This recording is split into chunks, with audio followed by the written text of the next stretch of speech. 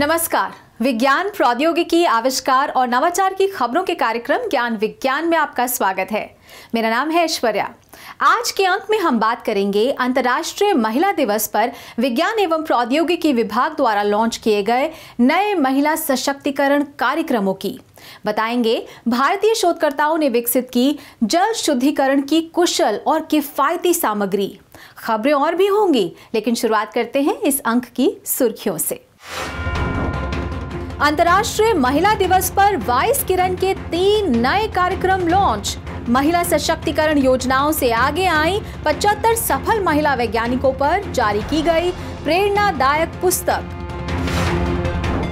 भारतीय शोधकर्ताओं ने विकसित की औषधि अणु विकास की नई रणनीति। विभिन्न गंभीर बीमारियों के खिलाफ सटीक दवाएं बनाने में मददगार होगा IIT दिल्ली का ये शोध। DST की सूत्रम परियोजना के तहत नई जल शोधन सामग्री का विकास। आइसर भोपाल के शोधकर्ताओं ने तैयार की जल प्रदूषकों को सोखने वाली पोरस ऑर्गेनिक पॉलीमर सामग्री। और टीकों की उपयोगिता के प्रति जागरूक करने का प्रयास। राष्ट्रीय टीकाकरण दिवस कोरोना काल में और ज्यादा प्रासंगिक हो गया है। पल्स पोलियो अभियान को लेकर शुरू किया गया यह दिवस। और अब खबरें विस्तार से। 8 मार्च को भारत सरकार के विज्ञान एवं प्रौद्योगिकी विभाग ने अंतर्राष्ट्रीय महिला दिवस समारोह का आयोजन किया। विज्ञान एवं प्रौद्योगिकी के माध्यम से महिला सशक्तिकरण शीर्षक से मनाए गए इस समारोह में DST ने महिला वैज्ञानिकों के लिए कई नई पहल की शुरुआत की। इस मौके पर DST की योजना से आगे आई 75 महिला वैज्ञानिकों को कार्यक्रम में शामिल किया गया और उनकी सफलता की कहानियों पर एक पुस्तक भी जारी की गई। एक रिपोर्ट।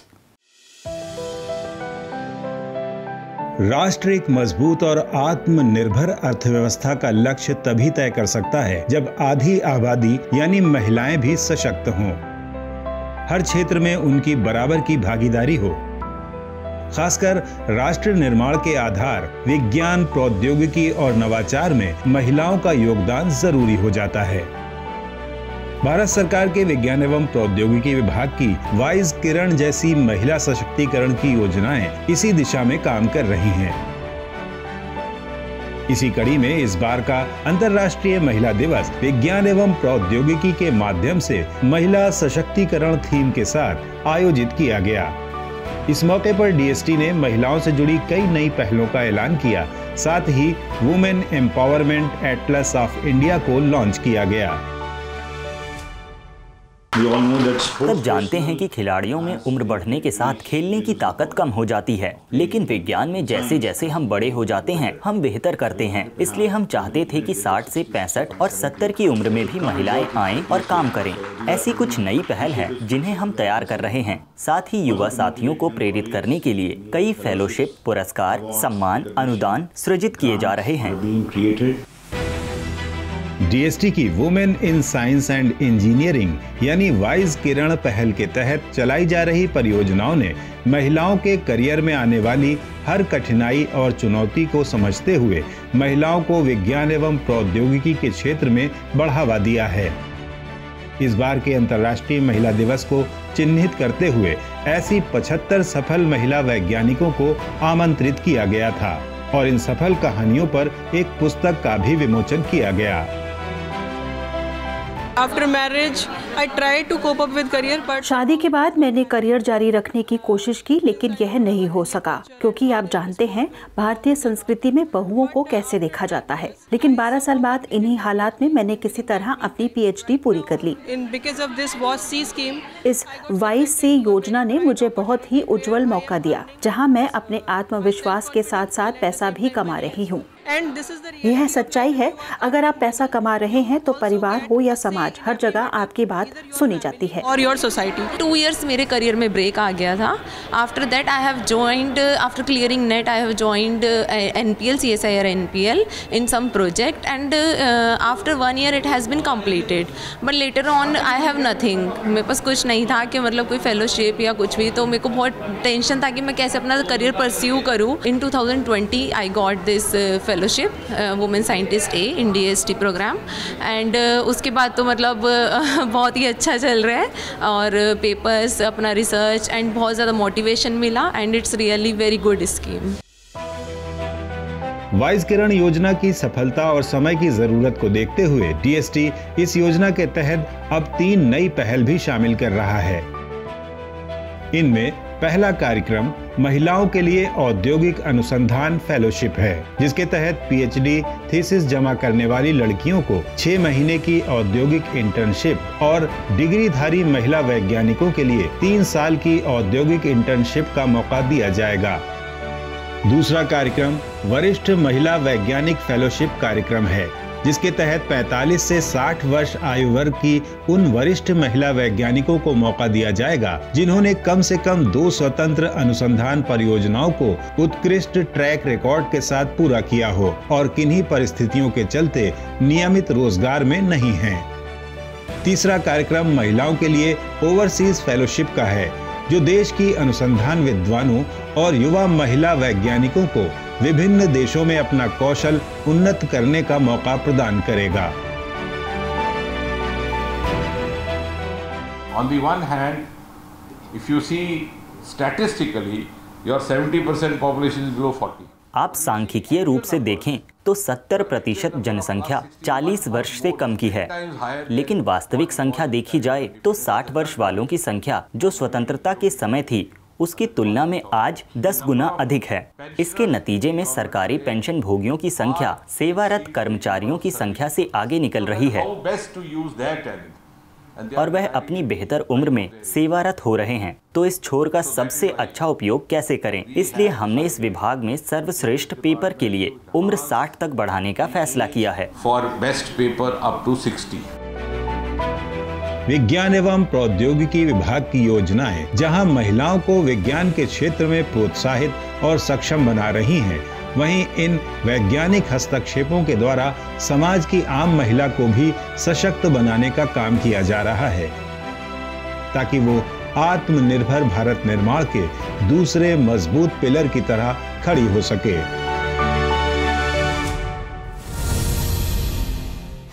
विभिन्न बीमारियों के खिलाफ दवाएं विकसित करने की दिशा में भारतीय शोधकर्ताओं ने एक नई उपलब्धि हासिल की है। भारतीय प्रौद्योगिकी संस्थान नई दिल्ली के शोधकर्ताओं ने DST, DBT और CSIR की मदद से किए गए अनुसंधान में औषधि अणुओं के विकास की नई रणनीति तैयार की है। यह रणनीति जापानी एन्सेफेलाइटिस और एल्जाइमर्स जैसे रोगों सहित अन्य बीमारियों के लिए दवाएं बनाने में मददगार हो सकती है। ज्ञान विज्ञान की एक रिपोर्ट। चिकित्सा विज्ञान के क्षेत्र में विभिन्न रोगों के खिलाफ सटीक दवाएं विकसित करना एक चुनौती रहा है।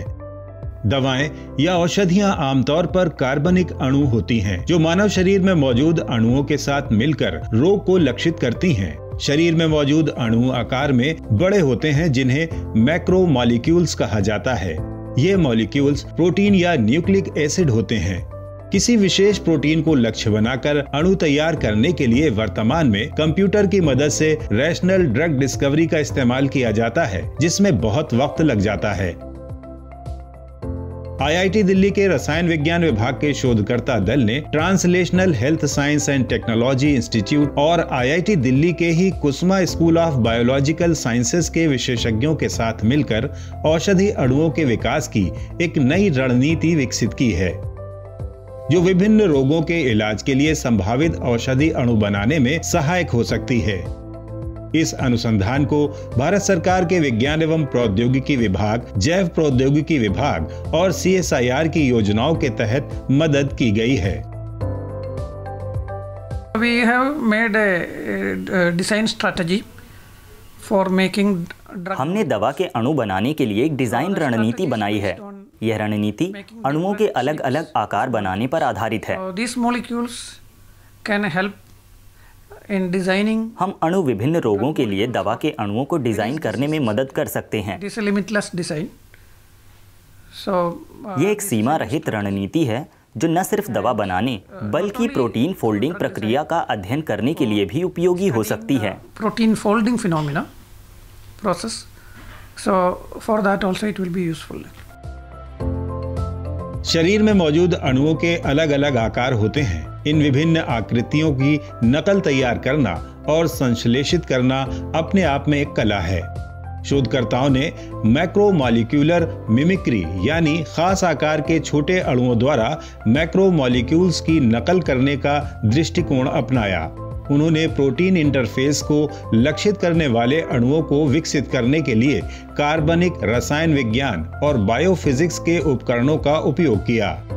इस नई रणनीति का इस्तेमाल जापानी इंसेफ्लाइटिस वायरस और प्रोटीन एकत्रीकरण रोग जैसे अल्जाइमर्स के खिलाफ संभावित दवाएं विकसित करने में आसानी पैदा कर सकता है। So these molecules are small molecules and it is very rigid and very specific shape. ये अणु छोटे अणु और विशिष्ट आकार के होते हैं, इसीलिए ये प्रोटीन लक्ष्य से जुड़ सकते हैं। आप रासायनिक इकाइयों को बदलकर इन अणुओं को ट्यून कर सकते हैं और प्रोटीन लक्ष्य के मुताबिक ढाल सकते हैं। So it can alter the process. यह असामान्य स्थिति में प्रक्रिया को बदल सकते हैं। उदाहरण के तौर पर अल्जाइमर्स रोग, जिसमें प्रोटीन एकत्रीकरण होता है, where the protein aggregation happens. ये अणु मोनोमर प्रोटीन अणुओं के साथ जुड़कर एकत्रीकरण को रोक सकते हैं। हम इस पद्धति का उपयोग जापानी एन्सेफ्लाइटिस वायरस को लक्षित करने के लिए भी कर रहे हैं। Method for targeting Japanese encephalitis virus. शोधकर्ताओं ने जापानी इंसेफ्लाइटिस वायरस अवरोधी औषधि अणु का पेटेंट भी करा लिया है। अब इस रणनीति का बड़े स्तर पर कैंसर सहित विभिन्न गंभीर रोगों के खिलाफ दवाओं के अणु विकसित करने के लिए परीक्षण किया जा रहा है। भारतीय शोधकर्ताओं की यह उपलब्धि लाइलाज बीमारियों और HIV जैसे रेट्रोवायरल संक्रमणों के खिलाफ समाधान विकसित करने में भी सहायक साबित हो सकती है। विज्ञान एवं प्रौद्योगिकी विभाग की सूत्रम फॉर इजी वाटर पहल के तहत आईसर भोपाल के शोधकर्ताओं ने एक नई जल शोधन सामग्री विकसित की है। शोधकर्ताओं ने नैनो संरचना वाले ऐसे hyper cross linked porous organic polymer तैयार किए हैं जो रियल टाइम में ज्यादा कुशल और किफायती तरीके से पानी से जहरीले सूक्ष्म प्रदूषकों को सोखकर अलग कर सकते हैं। शोध पर ज्ञान विज्ञान की एक रिपोर्ट। औद्योगिक विकास और अनियंत्रित उद्योगों ने देश के जल संकट को बढ़ाने का काम किया है। उद्योगों से निकलने वाले रसायनों और आबादी के अपशिष्ट ने जल निकायों को बुरी तरह प्रदूषित किया। कई परिस्थितियों में ये प्रदूषक इतने ज्यादा सूक्ष्म और घुलनशील होते हैं कि इन्हें पानी से अलग करना मुश्किल हो जाता है, जिसने स्वच्छ पेयजल की भारी कमी पैदा कर दी है। इसी गंभीर संकट को देखते हुए भारतीय विज्ञान शिक्षा एवं अनुसंधान संस्थान भोपाल के रसायन विज्ञान विभाग ने एक खास समाधान विकसित किया है। यहाँ के शोधकर्ताओं ने भारत सरकार के विज्ञान एवं प्रौद्योगिकी विभाग की सूत्रम फॉर इजी वाटर परियोजना द्वारा वित्त पोषित अध्ययन के तहत हाइपर क्रॉस लिंक्ड छिद्र युक्त कार्बनिक पॉलीमर्स HPOPs विकसित किए हैं। ये सामग्री 30 सेकेंड से 1 मिनट के अंदर विभिन्न प्रकार के जहरीले प्रदूषकों को सोख कर साफ करने में सक्षम है। इस शोध के नतीजे SCS applied materials and interfaces पत्रिका में प्रकाशित किए गए हैं। We are particularly focusing हम विशेष रूप से कुछ तकनीकों पर ध्यान केंद्रित कर रहे हैं और सामग्रियां विकसित कर रहे हैं ताकि हम इस प्रक्रिया को थोड़ा तेज और विखंडनीय बना सकें जो सस्ती भी हो। So one of the technique is the adsorption. इसमें एक तकनीक है सोखना। हमने कुछ प्रकार के पोरस कार्बनिक पॉलीमर्स यानी हाइपर क्रॉस लिंक्ड पोरस कार्बनिक पॉलीमर्स तैयार किए हैं। इन नैनोपोरस पॉलीमर्स को जब हम दूषित पानी के साथ मिलाते हैं तो यह बहुत ही कम समय में कीटनाशकों, पौधानाशक, सूक्ष्म प्लास्टिक जैसे सूक्ष्म प्रदूषकों को अलग कर सकते हैं। In a very short period of time.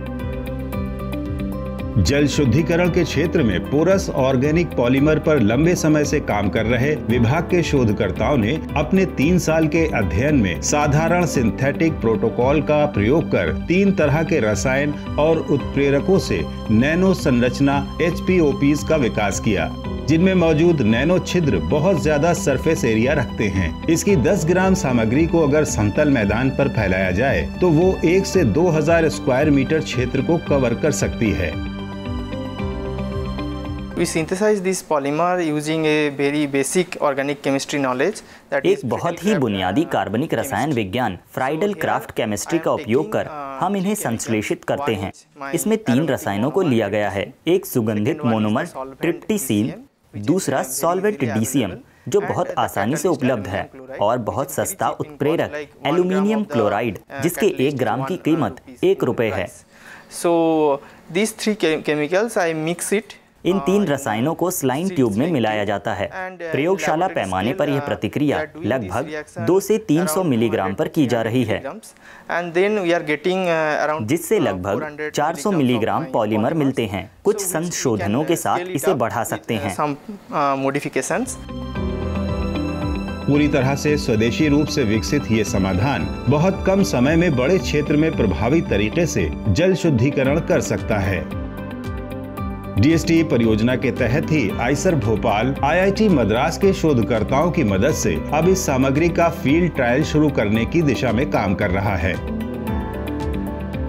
Currently we are also trying to expand this work. अब हम इस काम का विस्तार करने का प्रयास कर रहे हैं ताकि हम प्रयोगशाला से फील्ड स्केल अध्ययन और आगे के अनुप्रयोगों में जा सकें। इसके लिए हम सूत्रम परियोजना के तहत आईआईटी मद्रास के रसायन विज्ञान और रासायनिक इंजीनियरिंग विभाग के शोधकर्ताओं के साथ सहयोग कर रहे हैं और इस काम को बड़े पैमाने पर ले जाने की कोशिश कर रहे हैं। ये सामग्री 2 तरह के आकार, गोलाकार नैनोकण और 2D नैनोशीट के रूप में तैयार की गई है और ये दोनों ही समाधान मौजूदा जल शुद्धिकरण समाधानों से ज्यादा प्रभावी और किफायती हैं। फील्ड स्तर पर सफलता के बाद ये शोध भारत की शुद्ध पेयजल उपलब्धता की समस्या को काफी हद तक कम करने में मददगार साबित हो सकता है।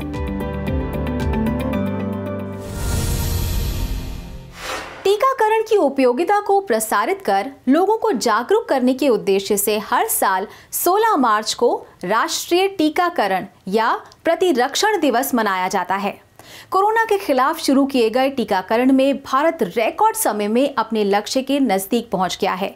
ऐसे में इस बार यह दिवस और ज्यादा प्रासंगिक हो जाता है। राष्ट्रीय टीकाकरण दिवस पर ज्ञान विज्ञान की एक रिपोर्ट। कोरोना महामारी ने एक बार फिर टीकाकरण की उपयोगिता और अहमियत को उजागर किया है। इस काल में पूरी दुनिया में तेजी से वैक्सीन विकसित की गई और सभी देशों ने अपने नागरिकों की प्रतिरक्षा बढ़ाने का काम युद्ध स्तर पर किया।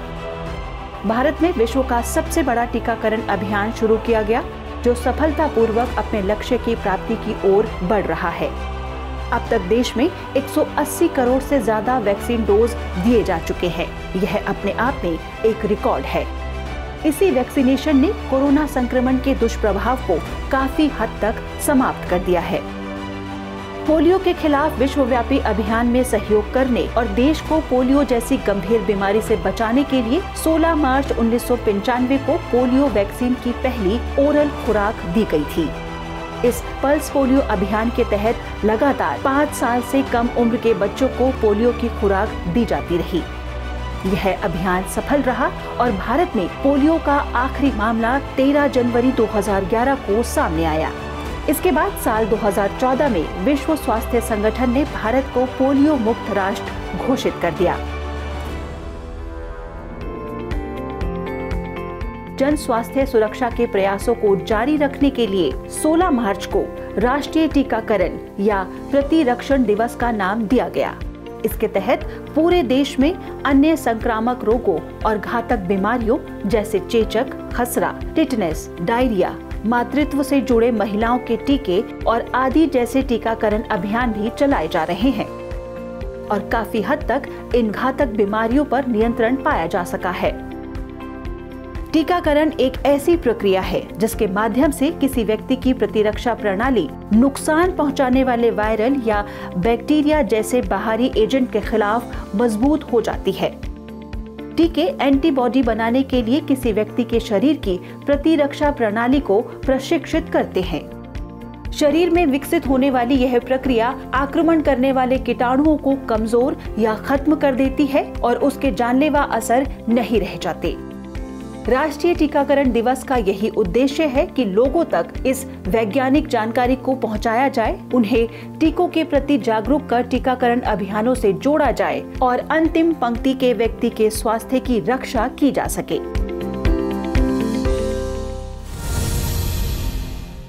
और अब नजर डालते हैं विज्ञान और प्रौद्योगिकी से जुड़ी देश और दुनिया की कुछ और ताजा गतिविधियों पर हमारे खास सेगमेंट साइंस एक्सप्रेस में।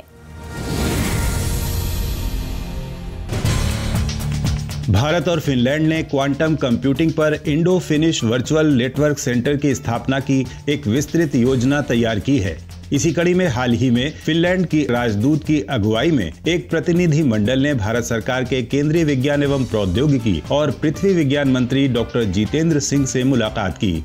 इस बैठक में 5G, आर्टिफिशियल इंटेलिजेंस और सस्टेनेबिलिटी जैसे क्षेत्रों में द्विपक्षीय सहयोग की प्रगति की समीक्षा की गई।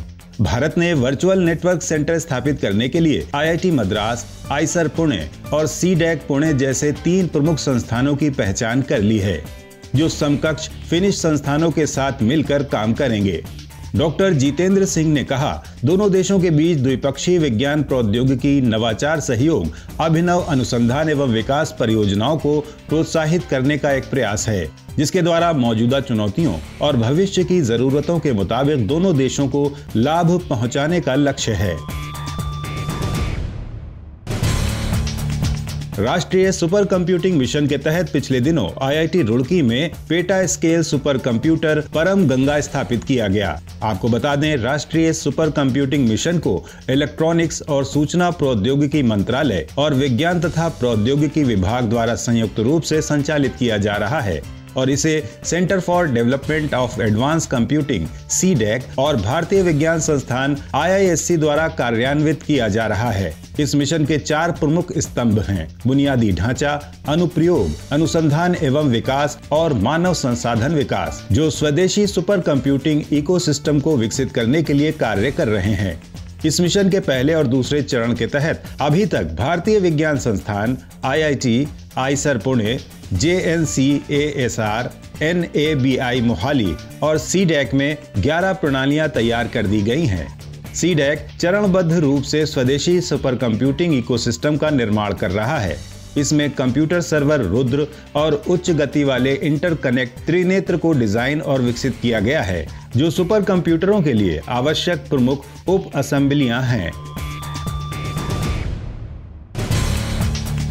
वैज्ञानिकों ने सूर्य के पूरे क्रोमोस्फीयर में पाए जाने वाले प्लाज्मा के जेट्स के पीछे कार्य करने वाले विज्ञान का पता लगाया है। ये प्लाज्मा पदार्थ की चौथी अवस्था है, जिसमें विद्युत रूप से आवेशित कण होते हैं और ये सूर्य की दिखाई देने वाली सतह के ठीक ऊपर की लेयर क्रोमोस्फीयर में हर जगह मौजूद रहते हैं।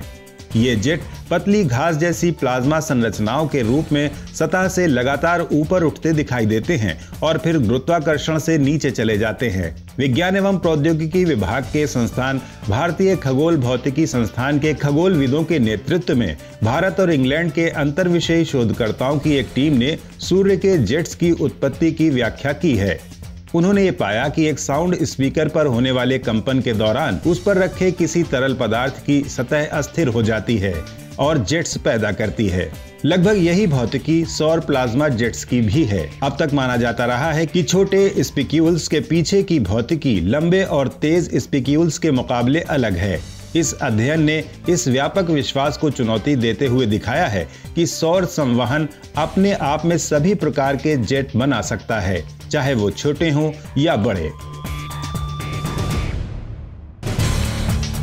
CSIR राष्ट्रीय एरोस्पेस प्रयोगशालाओं द्वारा डिजाइंड और विकसित भारत के पहले स्वदेशी फ्लाइंग ट्रेनर विमान हंसा NG ने पुदुचेरी में समुद्र स्तर परीक्षणों को सफलतापूर्वक संपन्न कर लिया है। इस विमान को 155 किलोमीटर प्रति घंटा की गति से 1.5 घंटे में 140 समुद्री मील की दूरी तय करते हुए पुदुचेरी के लिए 19 फरवरी 2022 को उड़ाया गया था।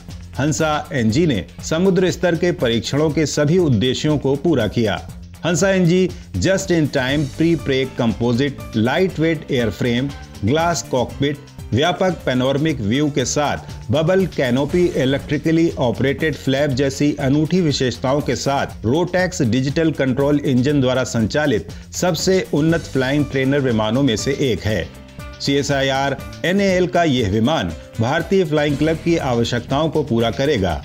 ये कम लागत तथा कम ईंधन खपत के कारण वाणिज्यिक पायलट लाइसेंसिंग के लिए एक आदर्श विमान है। NAL को विभिन्न फ्लाइंग क्लबों से पहले से ही 80 से ज्यादा आशय पत्र प्राप्त हो चुके हैं। आज के हमारे इस अंक में इतना ही। ये कार्यक्रम आपको कैसा लगा, अपने फीडबैक और सुझाव देने के लिए आप हमें ईमेल कर सकते हैं। हमारा ईमेल है indiascience@vigyanprasar.gov.in। आप अपनी राय हमें डाक के द्वारा भी भेज सकते हैं। हमारा पता है विज्ञान प्रसार, A50 सेक्टर 62, नोएडा 201309, उत्तर प्रदेश। विज्ञान, प्रौद्योगिकी, आविष्कार और नवाचार से जुड़ी ताज़ा जानकारियों के साथ अगले हफ्ते इसी वक्त इसी चैनल पर फिर हाजिर होंगे। तो बने रहिए हमारे साथ वैज्ञानिक सोच के साथ। नमस्कार।